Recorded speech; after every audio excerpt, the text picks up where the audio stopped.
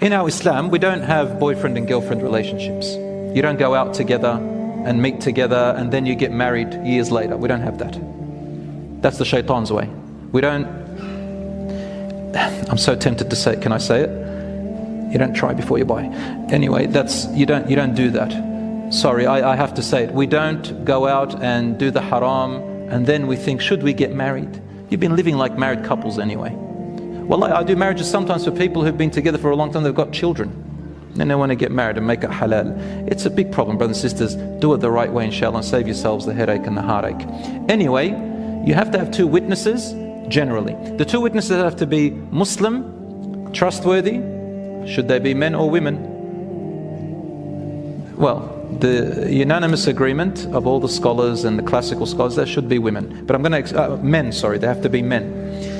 There is, however, in one of the opinions of the Hanbali school and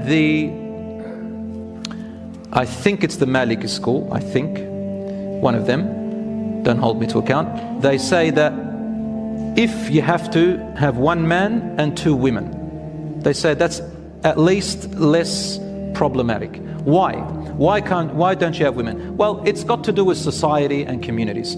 Throughout society, throughout this 1,400, throughout our cultures, most of the time it is the men who are involved in the contract of the marriage. Women are not normally involved. So they say if you have the women, it's going to be a problem.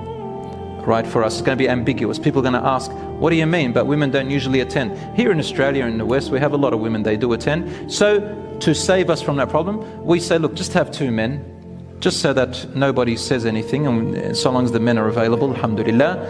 And even if you don't have the two witnesses and nobody wants to be a witness, then you have to do it publicly in front of the audience.